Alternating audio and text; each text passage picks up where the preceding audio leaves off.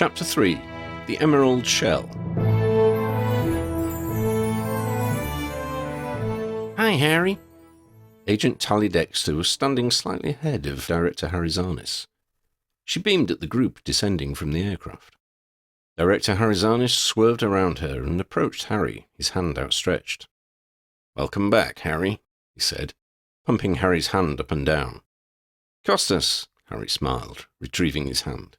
"Good to see you again, sir, and under better circumstances." "Not so much better, Harry," the director warned. "None of this is, strictly speaking, official. I've had to keep it between those of us who already knew about it." Harry nodded. "I understand. We've done much the same at our end." "At least you have the Minister of Magic on your side, Harry. I've had to keep it away from our politicians. It's not that I don't trust them." Who am I kidding? That's exactly what it is," Costas grimaced. Harry gave him a wry smile. "That's pretty much how Kingsley sees it as well. He doesn't count himself as a politician." They turned to the others. Tally had greeted them all and was now gingerly shaking hands with the grubby Pelicus. "Hello, everyone. Please make your way to the limousine." The director's words were more of a command than an invitation. They looked to the edge of the airfield apron, where a long, sleek car crouched in waiting. The group began to move in that direction. Director Harizanis approached the pilot. "Captain Treadle, thank you for your assistance." "You're welcome, Super Snooper," Pelicus grinned. "I think we can continue to turn a blind eye to your operation," the director replied. "At least while I'm in position." "Thanks very much," Pelicus nodded. "Don't thank me too quickly. I may not be in the job much longer at this rate." Harry and Costas followed the others to the limousine. They turned to wave to Pelicus, but the Vimy had already gone. "How does he do that?" Harry wondered aloud. Begins with M, rhymes with tragic," Ron suggested. Lydia and Ambrose chuckled. "Thanks, Ron," Harry smirked. "An encyclopedic knowledge of the technical issues," Ambrose noted. "Glad to help," Ron grinned. The limousine's doors opened all around, revealing an empty interior. Xander leaped in and curled up on one of the leather-upholstered bench seats. "This looks like the one Pelicus arranged for us last time," Ron said. Director Harizanis groaned. "This is an official MBI vehicle. I reckon I'm beginning to see how Captain Treadle gets away with this little operation."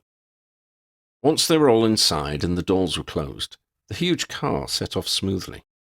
It followed the perimeter track of the airfield until they reached the turn onto the public road. The limousine took them through the countryside and into the city of Trenton. "Trenton," Ambrose observed, "a city which was briefly the capital of the United States. It is named after some illustrious chappie by the name of William Trent. I suspect he was a wealthy merchant. Such was the way of things in those days. Also the state capital of New Jersey these days," Tally added. The limousine turned onto a road taking them across a park. They followed the narrow park tracks until they came to a barrier. The limousine slowed. "This is Cadwallader Park," Director Harizanis told them. "The building over there is the City Museum. We drive through the barrier and the MBI building will be visible." Ambrose nodded. "Hidden in plain sight, as is the custom." "Just like the barrier at King's Cross," Lydia said, as they passed through the barrier and the view changed. "Pardon me?" Tally asked. "We've got similar stuff back home," Ron almost explained. The MBI headquarters was a low, slick, monolithic building with a patchwork of darkened windows. They pulled up in front of a wide double doorway with doors of deep green opaque glass. Harizanis turned to the others. "Here's what you guys call a portkey, Harry," he said, handing over a flat blue paperweight. "Tally and I will enter through reception. This will take you directly to my offices. You must not be seen. We will meet you there." The paperweight began to glow, indicating that it was time for the visitors to go. Ron, Lydia, and Ambrose reached to touch it as Harry held it out.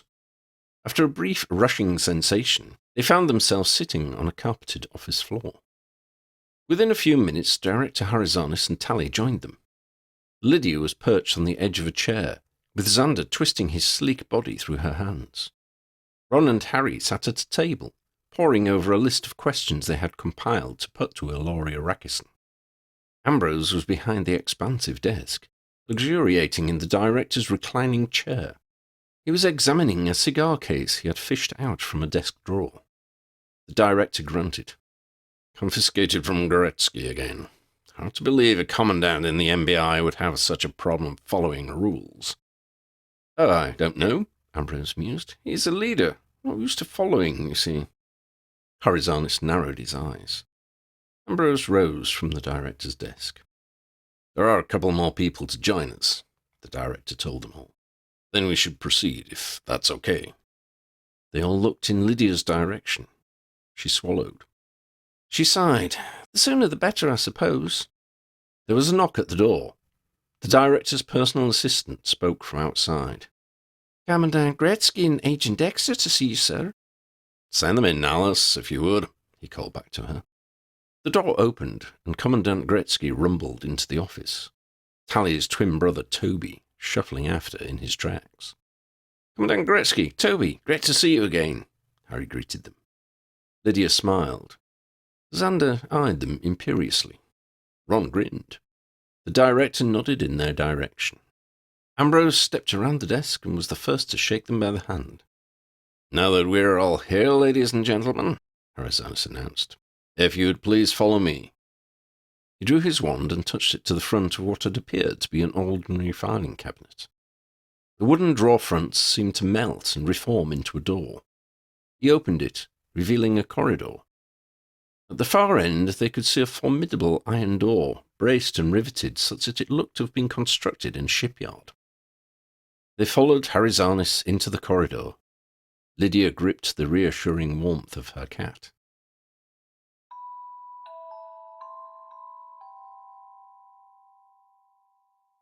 The room beyond the iron door was gloomy and cavernous. Lydia shivered as she stepped inside. Spaced around the high stone walls were burning torches in sconces. They cast a cool greenish glow. The light from the torches did not reach the ceiling, which was, presumably, somewhere way above.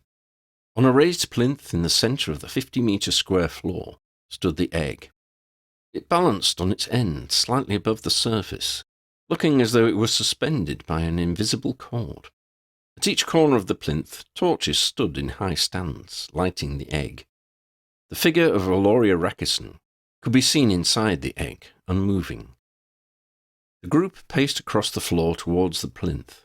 Nobody spoke. The sound of their footsteps was clear and harsh, tapping and shuffling. The sounds were unnaturally loud, reverberating back from the walls. The effect was ominous, speaking of the enormity of the task ahead.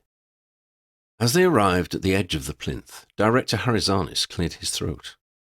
I propose that we place our agents in a circle around the egg, several paces back from the edge of the plinth. That way Rakison is covered from all around and from low down, so nobody is likely to be hit by crossfire. Harry and I will stand either side of Lydia. I would suggest, Ambrose, that you stand behind me. But something tells me you're going to do whatever the heck you like. Very astute of you, Costas, Ambrose commended him. I shall place myself behind Lydia, with the intention of placing her behind the three of us, should events take a threatening turn. The director scowled. Lydia, all this is precautionary. That is, just in case. You've already proven that you're more powerful than Rakison. If you can open the egg, you can close it around her again. Horizonis knelt down, so he was face to face with Lydia.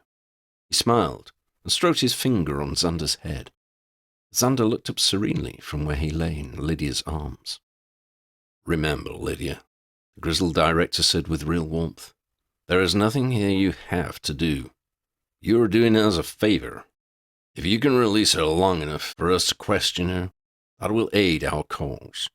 If you can't, we'll still be very grateful. Thank you, sir, Lydia said, attempting a smile. Now that the moment had arrived, the egg and its occupant seemed larger than she remembered. Larger than life, as the saying went, they loomed over her. She gave Xander a hug. He butted her shoulder with his head. Well, Xander, she murmured, It's showtime, I suppose. Lydia, Ambrose said, take your time. Do not feel the need to push your powers. Be yourself and concentrate on whatever it is that you want to achieve. Also, you should probably bear in mind how exceptionally splendid you are. Rather like your uncle. Lydia gave him a wan smile. She took a deep breath and gazed up at the egg through half-closed eyes. She felt Xander begin to purr. The sensation was inexpressibly comforting. She relaxed and tried to focus her mind on the egg. She felt the same sort of power she had felt in that moment, in Aloria's lair. It had none of the urgency she had felt then. The circumstances were completely different, of course. She had been angry and scared. Harry was in danger of dying. Ron and Tally and Toby were seriously injured. They had run a gauntlet of trials and horrors based on their innermost fears.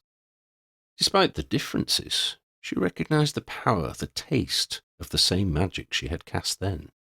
Her mind reached out to the surface of the egg.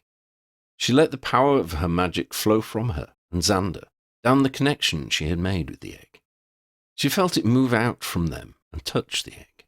It slid off. She tried again, this time more forcefully. The power didn't reach the egg. Something was in the way. She pushed harder still. She met the barrier even further from the egg. She stopped and turned to the others. No luck? Harry asked. I'll try again, she said. I've thought of something else.